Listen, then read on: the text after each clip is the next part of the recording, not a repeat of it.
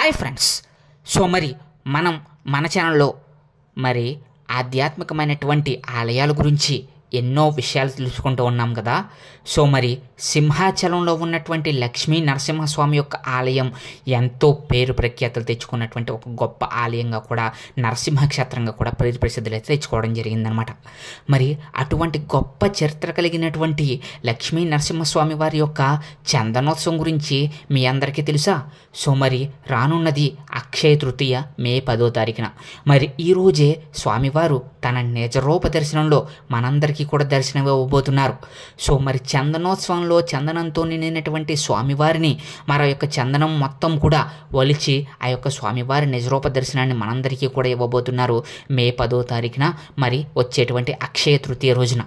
మరి దీని వెనుక ఆ యొక్క చందనోత్సవం వెనుక ఎంతో రహస్యం ఉంది. ఎంతో మనకు సైన్స్కి అంతుపట్టినటువంటి ఎన్నో రహస్యాలు ఈ యొక్క సింహాచలం టెంపుల్లోనే ఉన్నాయన్నమాట. మరి మీరు ఎవరైనా కనుక ఫస్ట్ టైం కనుక మన ఛానల్ చూస్తున్నట్లయితే కనుక సబ్స్క్రైబ్ చేసుకుని మా ఛానల్ని అయితే సబ్స్క్రైబ్ చేసుకుని మాకు సపోర్ట్ చేయండి. త్వరలోనే మేము 2K సబ్స్క్రైబర్స్ దగ్గరలో ఉన్నాం కాబట్టి మీలో ఎక్కువ మంది మా ఛానల్ సబ్స్క్రైబ్ చేసుకుంటే త్వరలోనే మా ఛానల్ 2K సబ్స్క్రైబర్స్ అయితే రీచ్ అవుతాము. అలాగే మీరు చేసేటువంటి చిన్న లైక్ అనేది నాకు ఎంతో మోటివేట్ అయితే అవుతానన్నమాట. కాబట్టి మీకు అది చిన్న లైకే కావచ్చు, మాకు మాత్రం చాలా మోటివ్గా నేను మరిన్ని వీడియోస్ చేయడానికి ఉపయోగపడుతుంది. కాబట్టి మా ఛానల్ని మీరు లైక్ చేసి ఈ వీడియోని స్కిప్ చేయకుండా చివరి వరకు చూడడానికి ట్రై చేయండి. మరి లక్ష్మీ నరసింహస్వామి టెంపుల్లో భాగంగా ఎన్నో ఆలయాలు ఉన్నా కానీ సింహాచలానికి ఉన్నటువంటి ప్రత్యేకత అయితే వేరనమాట. స్వామివారు 365 రోజులు చందనంతో కొలువై ఉంటారంట. స్వామివారిని చందన రూపంలో ఎప్పుడు కూడా దర్శనించేటువంటి స్వామివారు సంవత్సరంలో ఒక్కరోజు మాత్రం తనదైన నిజరూప దర్శనాన్ని అయితే భక్తులకైతే అందజేస్తూ ఉంటారు. సుమారు 120 కేజీల చందనాన్ని స్వామివారికి ఏడాది పొడిగిన అద్దినటువంటి ఆ యొక్క చందనాన్ని బంగారు అలాగే వెండి గిన్నెలతోటి ఆ యొక్క చందనాన్ని ఒలిచి స్వామివారిని మనందరికీ కూడా నిజరూప దర్శనాన్ని దర్శింపజేసేలా చేస్తారు ఆ యొక్క పుణ్య పండితులు ఎవరైతే ఉంటారో ఆ యొక్క పుణ్య పండితులు. అలాగే స్వామివారికి ఏటా కూడా కేజీల్లో అంటే 100 కేజీల్లో చందనం అనేది తమిళనాడు నుంచి అయితే చేస్తూ ఉంటారనమాట. ఈ యొక్క చందనోత్సవానికి చందనం కూడా ఒక అద్భుతంగా ఎంతో మంది పండితులు కలిసి ఆ యొక్క చందనాన్ని ఒలిచి అంటే అరగదీసి స్వామివారికి దాంట్లో కుంకుమ పువ్వు అలాగే ఇతర రకాలైనటువంటి గొప్ప సుగంధ ద్రవ్యాలన్నీ కలిపి ఆ యొక్క చందనాన్ని తయారు చేస్తూ ఉంటారు. ఈ యొక్క చందనోత్సవం అంటేనే దేశం నలుమూల నుండి భక్తులందరూ కూడా లక్షల్లో స్వామివారి నిజరూప దర్శనాన్ని దర్శించుకోవాలని చెప్పేసి అయితే వస్తూ ఉంటారు. ఈ యొక్క స్వామివారిని చూడాలని చెప్పేసి అయితే వస్తూ ఉంటారనమాట. ఈ యొక్క నిజరూప దర్శనం ఏంటి, అసలు ఈ చందనోత్సవం అనేది ఎలా జరుగుతుంది, అసలు దీని వెనకాల ఉన్నటువంటి చరిత్ర ఏంటి అనేది మనం తెలుసుకుందామా. స్వామివారు హిరణ్యకశిపుణ్ణి చంపినప్పుడు ఎంతో ఘోరంగా ఉగ్ర నరసింహుడయ్యి యొక్క లక్ష్మీ నరసింహస్వామి అవతారంలో అయితే చంపడం జరుగుతుంది కదా. అసలు దానికంటే ముందు ప్రహ్లాదుడు మహావిష్ణు భక్తుడు కదా. అటువంటి ప్రహ్లాదుడిని హిరణ్యకశిపుడు చంపాలని ఎన్నో రకాలుగా అయితే ప్రయత్నించడం జరిగింది. ఆ యొక్క ప్రహ్లాదుడిని ఏనుగులతో తొక్కించడం జరిగింది. అలాగే ఆ యొక్క అగ్నిలో ఏదైతే అగ్ని ఉందో ఆ అగ్నిలో కాలే అగ్నిలో ఆ యొక్క అగ్నిలో పాడేయడం జరిగింది. ఏ ఒక్క విధంగా ఎన్నిసార్లు ప్రయత్నించినా సముద్రంలో కూడా విసిరేయడం జరిగిందంట. ఎన్ని రకాలుగా ప్రయత్నించినా కానీ ప్రహ్లాదుడు హరినామ స్మరణతో తిరిగి బతికి వచ్చేస్తున్నాడు.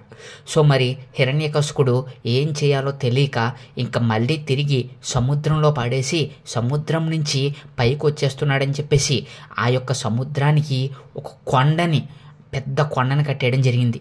అంటే ప్రహ్లాదుడు ఇంకా మళ్ళీ తిరిగి రాని రకాలకు వెళ్ళిపోవాలని చెప్పేసి హిరణ్యకశిపుడు ఆ యొక్క పెద్ద పర్వతాన్ని ఆ యొక్క సముద్రం పైన అయితే కట్టడం జరిగింది. దీంతో ప్రహ్లాదుడు పైకి రాలేక శ్రీహరిని ధ్యానిస్తూ ఉన్నాడంట.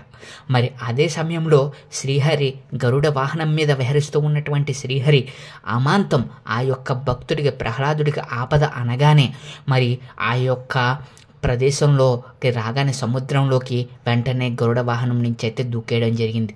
అలా దూకేసినటువంటి స్వామివారు సముద్రంలోకి దూకి ఆ యొక్క పర్వతాన్ని పక్కకి తప్పించి మరి ప్రహ్లాదుడిని అయితే బతికించి మృత సంజీవినిలాగా ఆ యొక్క మృత్యుంజయుడిని అయితే చేయడం జరిగింది స్వామివారు.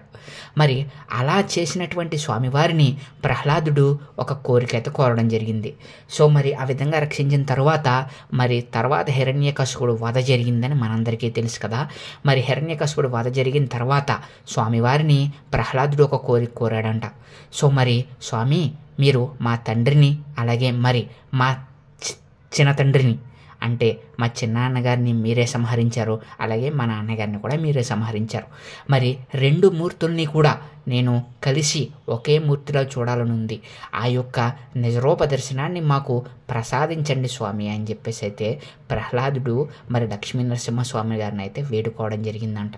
దాంతో లక్ష్మీ నరసింహస్వామి ఆ యొక్క కొండ ప్రదేశంలోనే సో మరి తనదైన నిజరూప దర్శనంలో అయితే వెళ్ళడం జరిగింది. సో మరి ఈ యొక్క నిజరూప దర్శనం, సింహాచలం నిజరూప దర్శనాన్ని కనుక మీరు చూసుకున్నట్లయితే కనుక సో మరి వరాహ అవతారం అలాగే మరి మానవ అవతారంలో ఉండడం జరిగిందనమాట. మరి ప్రహ్లాదుడి కోసం మరి లక్ష్మీ నరసింహస్వామి గరుడ వాహనం నుంచి దూకేటప్పుడు ఆ యొక్క పంచి అలాగే కుడి చేత్తో పట్టుకుని అయితే దూకడం జరిగింది.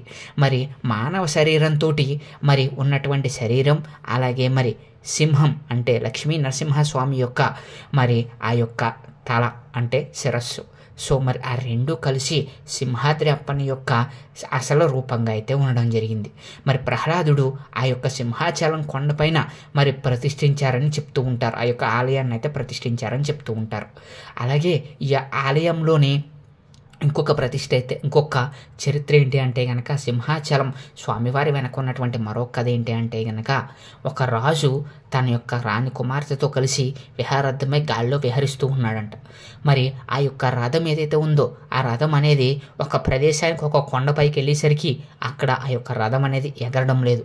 దీంతో మరి అక్కడ ఏదో ఒక తెలియని అంతుపట్టని ఒక శక్తి ఉందని చెప్పేసి ఆ యొక్క రాజు భావించడం జరిగింది. దీంతో ఆ ప్రదేశంలోకి వచ్చి చూస్తే అక్కడ ఏదైనా స్వామివారికి సంబంధించినటువంటి ఎక్కడ మహత్యం జరుగుతుందా అని చెప్పేసి అయితే వెయిట్ చేయడం జరిగింది. మరి అలా ఉండగానే స్వామివారు ఆ రాజుకి తన కల్లో కనిపించి సో మరి ఇక్కడ నేనైతే ఒక ప్రదేశంలో అయితే ఉండడం జరిగింది, ఆ యొక్క ప్రదేశంలో నన్ను అయితే మరి మీరు ప్రదర్శించండి అంటే నన్ను ప్రతిష్ఠ చేయమని చెప్పి అయితే చెప్పడం జరిగిందంట.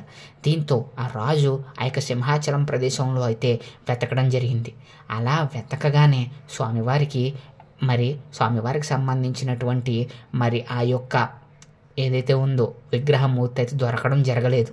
కానీ మరి రాజు ప్రయత్నించగా సో మరి స్వామివారు మళ్ళీ తనకి స్వప్న దర్శనం ఇచ్చి ఒక చోట ఒక పుట్టలో ఉన్నానని అయితే చెప్పడం జరిగింది. దాంతో ఆ రాజు ఆ పుట్ట దగ్గరికి వెళ్ళి సో మరి స్వామివారిని మరి ఆ పుట్ట మొత్తం తవ్వకుండా మరి 1000 బిందెలతోటి స్వామివారిని గంగాజలంతో అభిషేకం చేసి ఆ పుట్టమన్ను మొత్తం కరిగేంత వరకు స్వామివారి నిజరూప దర్శనం బయటకు వచ్చేంత వరకు కూడా ఆ యొక్క పుట్టమన్నుని మరి 100 బిందెలతో కానీ 1000 బిందెలతో కానీ ఆ యొక్క స్వామివారికి ఆ గంగాజలంతో అభిషేకం చేస్తే స్వామివారు మొత్తం కూడా కరిగి తన యొక్క నిజరూప దర్శనాన్ని అయితే ఇవ్వడం జరిగిందంట. సో మరి ఆ విధంగా ఆ యొక్క మన్నులోంచి వచ్చినటువంటి స్వామివారిని ఆ మన్నుకి ఏ విధంగా మరి ఆ స్వామివారు వెలికి తీసినటువంటి రోజు బయటకు వచ్చినటువంటి రోజునే మనం చందనోత్సవంగా జరుపుకుంటూ ఉంటాం. అదే అక్షయ తృతీయగా చెప్తూ ఉంటారు. మరి స్వామివారు ఆ విధంగా వచ్చినటువంటి ఆ రోజునే మరి మనందరికీ స్వామివారు నిజరూప దర్శనమిస్తానని చెప్పేసి అయితే వరం అయితే ఇవ్వడం జరిగిందంట. మిగిలిన అన్ని రోజులు కూడా మరి చందనంతో కప్పి ఉంచుతారనేసి మనకైతే తెలుస్తూ ఉంది పురాణాల ప్రకారం. మరి ఒక గొప్ప చరిత్ర కలిగినటువంటి చందనోత్సవం అనేది ఎంతో భక్తి శ్రద్ధలతో స్వామివారిని మరి ఆ యొక్క చందనం మొత్తం వలిచి భక్తులకి ప్రసాదంగా ఇస్తారు. ఆ యొక్క స్వామివారి యొక్క చందనాన్ని సుమారు 500 కేజీల చందనాన్ని స్వామివారికి నైవేద్యంగా అయితే ఇస్తూ ఉంటారంట. సో మరి ఎంత గొప్పగా ఆ యొక్క చందనోత్సవం జరుగుతుందంటే మానవ అలాగే మరి లక్ష్మీ నరసింహ అవతారంలో ఉన్నటువంటి ఆ యొక్క మూర్తి దర్శనం కోసం లక్షలాది మంది భక్తులు తరలి వస్తూ ఉంటారు. సో ఎక్కడెక్కడి నుంచో దేశం నలుమూలల నుంచి కూడా ఈ యొక్క సింహాచలం అక్షయ తృతీయ రోజునైతే స్వామివారి నిజ దర్శనాని కోసం అయితే వస్తూ ఉంటారు. మీలో ఎంతమంది ఈ యొక్క నిజరూప దర్శనం చూస్తుంటారో మరి మాకు కామెంట్ సెక్షన్లో కామెంట్ చేసేయండి. ఒక గొప్ప శక్తివంతమైనటువంటి ఒక క్షేత్రంగా ఆ యొక్క మరి చందనం కనుక ధరించినట్లయితే కనుక ఆర్థిక బాధల్లో ఉన్న వారికి ఆర్థిక బాధలు తొలగిపోతాయి, అలాగే నరపీడ, అలాగే గ్రహపీడలు, అలాగే శత్రుభయం ఇవన్నీ పోతాయి అనేసి భక్తులు చాలా విశ్వాసంగా నమ్ముతూ ఉంటారనమాట. సాక్షాత్తు స్వామివారికి ఆ యొక్క చందనాన్ని అయితే పూస్తూ ఉంటారు. అదే చందనాన్ని మరి ఒలిచి మనందరికీ కూడా ఇస్తూ ఉంటారు. 120 కేజీల చందనాన్ని స్వామివారికి పూస్తారంట సంవత్సరం మొత్తం కూడా. అది కూడా 3 నెలల్లోనే 3 నుంచి 4 నెలల్లో నెలకి 30 కేజీల చొప్పున ఈ యొక్క చందనాన్ని అయితే పూస్తూ ఉంటారంట. మరి ఈ యొక్క చందనోత్సవం అనేది ఎంతో గొప్పగా భారతదేశ చరిత్రలోనే ఒక గొప్ప చరిత్రగా ఈ యొక్క చందనోత్సవం అనేది నిలిచిపోతూ ఉంటుందన్నమాట. సో మరి ఇది ఫ్రెండ్స్ ఈరోజు మన వీడియో. సో మరి చందనోత్సవం గురించి. సో మరి మీకు మరిన్ని ఇలాంటి ఇంట్రెస్టింగ్ అప్డేట్స్ కావాలనుకుంటే కనుక మా ఛానల్ సబ్స్క్రైబ్ చేసుకుని పక్కనే ఉన్న బెల్ ఐకాన్ అయితే క్లిక్ చేసేయండి. Thank you friends, thank you so much.